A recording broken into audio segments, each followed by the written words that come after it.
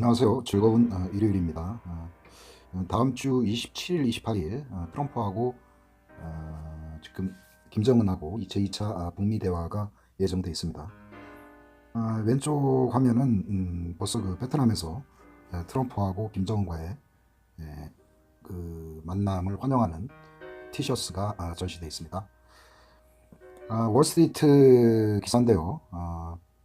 그러니까 김정은 자체의 통치 수단을 손상 없이 그의 경제를 살릴 수 있는 그런 방안을 베트남에서 모색할 것이다 하고, 베트남이 그 초창기에 호치민이라는 사람이 그 베트콩을 통해서 베트남을 통일을 했죠. 하지만 그 이후에 그 호치민이라는 사람은 공산주의라기보다는 민족주의로 상당히 이름을 알렸습니다. 그래서 그는 그 베트남 통일 이후에 베트남 경제 부흥을 위해서 많은 노력을 했고, 더욱이 그 베트남 영역, 그러니까 국가를 지키기 위해서 국가를 지키기 위해서 중국과도 많은 대립각을 많이 세웠고요. 지금 김일성이 전에 아주 오래전에 호치민을 만났었죠. 그때 이후에 그 베트남이 그 캄보디아를 침공을 했어요. 그거를 이제 북한이 반대를 했고, 그래서 그 다음부터는 서운한 관계를 유지를 했는데요. 이번 기회를 통해서 미국하고 북한뿐만 아니라 베트남하고의 연계를 모색을 할 것 같습니다.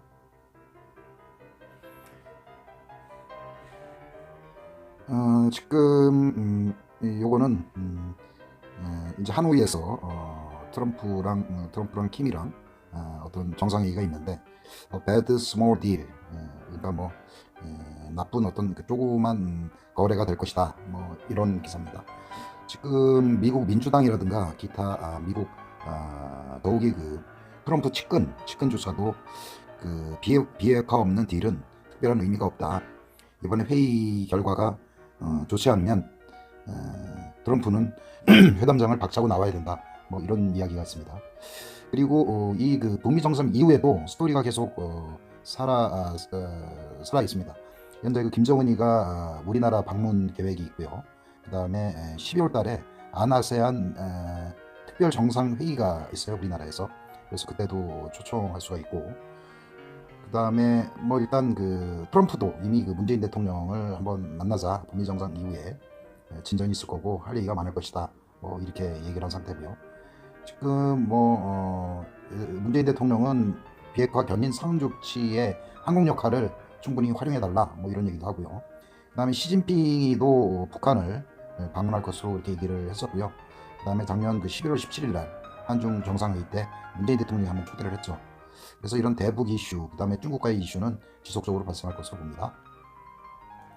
지금 트럼프는 그 탄핵 문제 때문에 굉장히 좀 어려움을 겪고 있는데, 이번에 그 특검에서 조사를 했는데 트럼프 캠페인하고 러시아와의 어떤 공모는 발견되지 않았다. 그래서 그 특검에서 이렇게 발표를 했고, 더 이상 이제 자기에 대해서 러시아의 연루설 관련 문제는 더 이상 제기하지 마라, 이런 얘기고요. 이건 CNN에서 카툰을 좀 왔는데요. 이게 2038년인데 그때도 러시아하고 트럼프와의 어떤 공모 관계의 증거를 찾아야 한다, 이렇게 얘기를 하고 있습니다. 이거는 너무 이 건에 대해서 너무 끈질기게 붙이는 그런 것들은 좀 넌센스다, 이런 얘기를 하는 것 같습니다. 이 사람은 그 앤드류 김 지금 중앙정보부 CIA 코리아 미션 센터장으로 되어 있는데요. 얼마 전까지 폼페이오 국무장관과 같이 그 김정은을 만났던 사람이고, 미국의 그 정보라인, 폼페이오 국무장관의 정보라인에 핵심 키를 쥐고 있는 사람이거든요. 이 사람이 슬쩍 얘기를 했는데, 미 그 스탠포드 대학에서 강연을 한 이후에 취재진하고 인터뷰를 했는데, 미국 정보라인에서 측근의 이야기라 아마 북미 회담의 주요 이슈에 대해서 정확히 알고 있다고 생각을 합니다.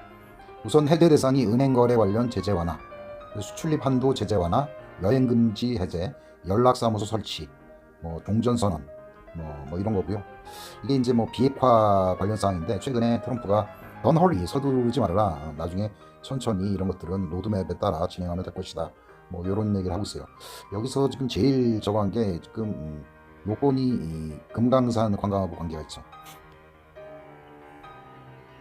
지금 그 김정은은 어젯밤에 이제 평양을 떠났어요. 지금 베트남 어느 지역에 지금 가고 있는데 아마 내일 밤이나 뭐 26일, 그러니까 화요일 날 아침에 새벽에 아마 도착할 거로 보입니다.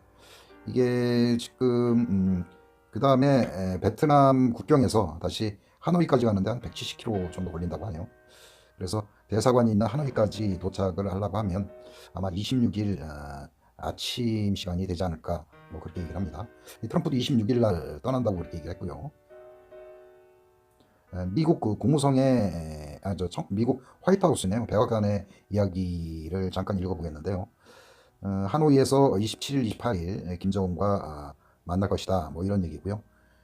두 정상은 싱가포르에서 어떤 그 만들었던 어떤 약속을 확인하는 과정이 있고요. 그 다음에 어떤 평화와 그 다음에 관계 정상화, 그 다음에 한국의 어떤 그 한반도 비핵화에 대해서 비핵화의 완성에 대해서 뭐 이야기를 할 것이다. 뭐 이런 이야기가 있고요. 그 다음에 또 한 가지 여기서 이제 There are economics development option, 그러니까 경제 발전 옵션. 이게 이제 우리 대북 사업하고 관계가 있는데 이거를 다시 한번 확인할 것이다. 뭐 이런 이야기가 있습니다. CNN 기사인데요. 트럼프하고 북한 김정은이가 정상회담에서 처음에는 원 온 원, 그러니까 1대1로 대화를 할 것이다. 뭐 여기서 나름대로 큰 그림이라든가 방향에 대한 서로 간의 확인이 있을 듯합니다. 짐 로저스가 일본 그 신문하고 인터뷰를 했는데요. 지금 아직도 그 한반도는 매력적인 투자처다. 근데 반대로 일본이라든가 미국 기타 나라는 일본 같은 경우 작년에 주식을 다 팔았다. 중국도 자금을 일부 회수를 해서 지금 우리나라로 투입할 예정이다. 뭐 이런 얘기가 있고요. 하여간 이 사람은 지금 아난티에 사회이사로 돼 있죠. 뭐 임기가 뭐 3년인가로 돼 있는데 하여간 짐 로저스 때문에 뭐 우리 국내 시장에서도 관련 테마주가 많이 움직이기도 했었습니다. 지금 요거는 이제 다른 기사인데요. 지금 그 미중 간의 그 무역 갈등의 해소 전망에 따라서 지수가 오르락내리락 하고 있는데 지금 중국의 경제 지표 하강 기류가 이제 신흥국 자산의 투자 매력을 떨어뜨리는 요인으로 꼽힌다. 세계 제2의 경제국의 성장 둔화가 아시아를 중심으로 신흥국으로 충격을 확산시킬 수 있다는 경고다. 뭐 이런 얘기가 있고요. 최근에 주식 펀드에서 127억 달러가 빠져나간 것으로 보인다. 뭐 이런 얘기고요. 미국 주식도 43억 달러의 자금이 이탈을 했습니다. 최근에 그 작년 10월을 저점으로 해서 나스닥이나 다우나 많이 올라와 있는데 현재 그 특별한 어떤 바뀐 상황은 없죠. 경제가 그렇게 많이 좋아질 것 같지도 않고 단기에 중국 무역 협상 이슈에 따라서 오르고 내리는데 적절한 시기에 아마 그 매도로 수익을 챙기려는 뭐 그런 그 세력들이 일단 등장을 한 것 같습니다. 현재 그래서 그 어떤 에너지나 IT 이쪽 섹터가 많이 올랐는데 여기를 많이 팔았고요. 상대적으로 유틸리티나 필수 소비재를 포함해서 경기 방어주인 경우 상대적인 지지를 보였다. 뭐 이런 내용입니다. 지난주 기사인데요. 뭐 미중 간의 무역 협상이 지금 진행 중에 있는데 지금 뭐 한 2일간 미국에서 연장을 할 것이다. 그리고 3월에 뭐 트럼프랑 시진핑이랑 만남이 있을 것이다. 이런 기대감 때문에 거의 뭐 한 9주간 상승을 했습니다. 이게 이제 추가로 더 상승을 하려면 시장에 어떤 동력이 필요한데 과연 추가로 상승을 할 수 있을지 한번 알아보도록 하겠습니다. 여기서 이제 시진핑하고 역대 최대 무역 담판이 이루어질 것이라고 하고 시 주석과의 조만간 만남을 기대하고 있다. 뭐 이런 얘기도 있고요. 그 다음에 하웨이와 ZT 무역 협상에 포함시킬 수 있다. 하웨이 관련 제재를 해제하는 방안을 검토하고 있다. 뭐 이런 이야기가 있습니다. 최근에 이제 국제 유가가 좀씩 올랐어요. 지금 한 48, 6달러까지 8달러까지 떨어졌다가 지금 57달러까지 올랐거든요. 그래서 아마 인플레이션에 대한 무력, 그 다음에 인플레이션이 발생하면 금리도 추가로 올려야 되는 그런 상황이 발생할 수 있고요.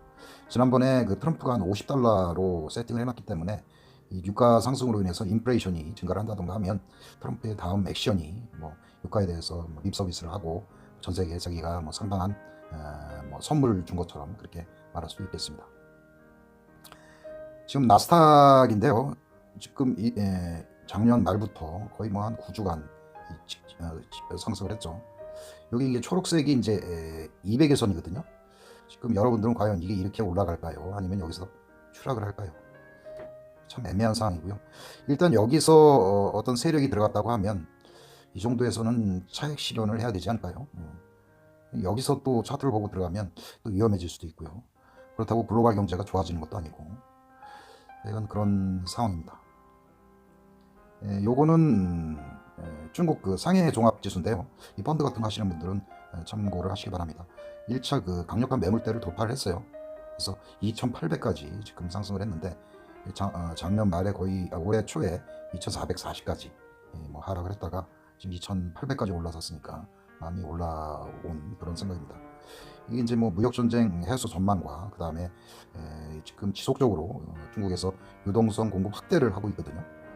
뭐 추가로 뭐 채권이라든가 지준율도 인하도 하고 뭐 등등 해서 그래서 중국은 그동안 펀드에서 많이 손해 보신 분들은 좀 하락 시에 매수를 해도 중요한 저항대가 좀 있을 수 있는데 더 이상 여기서 뭐 2,400까지 떨어지기는 좀 힘든 그런 상황입니다.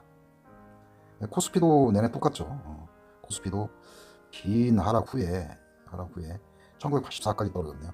이게 이제 요 밑에 바로 지지대도 있고 차트가 정배열로 싹 돌아섰어요. 200일선, 그 다음에 120, 60, 20 이렇게 해서 요것도 하락을 하면 한 2200 아래에서는 삼성전자를 비롯한 주요 종목 매수 가능하다고 생각합니다. 코스피는 지난주에 외국인들이 매수를 많이 했죠. 기관도 일부 매수를 했고 그래서 코스닥하고 코스피를 비교할 때 아마 대형주 위주의 매수가 당분간 유리하다고 생각을 하고요. 업종 대표주를 가지고 한번 그 업종에 대해서 한번 알아보면 맨 위에 있는 게 이게 삼성중공업이에요.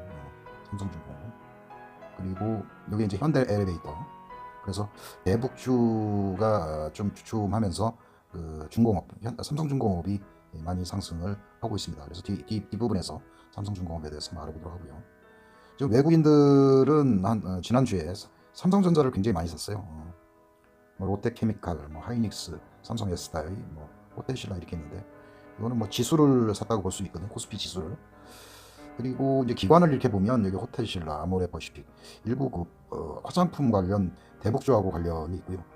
그 다음에 코스피랑 코스닥 대표 지수 레버리지를 매수를 했어요. 그 밑에 이제 삼성중공업도 일부 매수를 했고요. 자, 한번 그 주봉으로 한번 아나티를 한번 볼게요.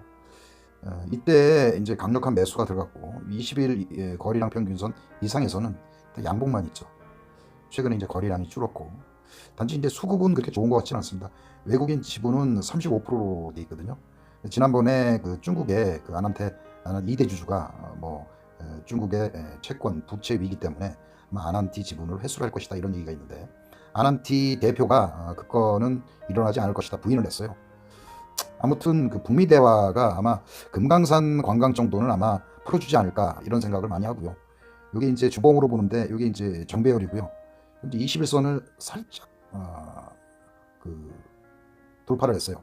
그래서 추가로 다음 주에 이런 식으로 이렇게 상승을 할 수가 있거든요. 그래서 아난티는 보유분들은 고생을 많이 했지만 다음 주에 아마 그 상승이 이루어지면 일부 매도 후에 매도를 해서 수익을 챙긴 후에 다음을 도전하는 게 좋을 것 같습니다. 이 기관하고 외국인들이 많이 샀는데 요거를 한번 보죠.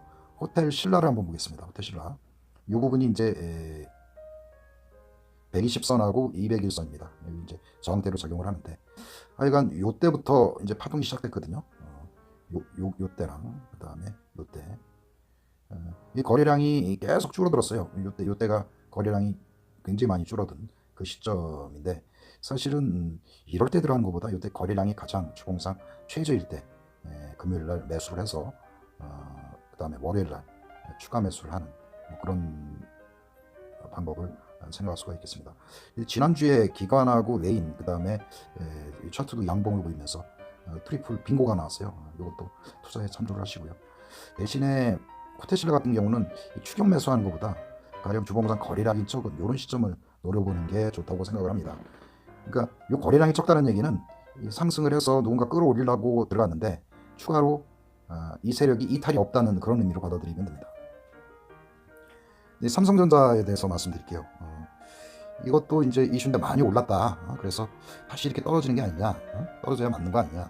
그리고 또 외국인들이 1월장에 지금까지 구주현상 상승을 했기 때문에 이 지점에서 뭐 차익 실현이라든가 이런 것들이 나올 수 있는 거 아니냐. 이런 얘기들을 많이 할 수가 있습니다. 근데 이렇게 일단 그 3주 이상 상승을 하면요. 누군가가 외국인들이 이 누군가가 외국인이죠.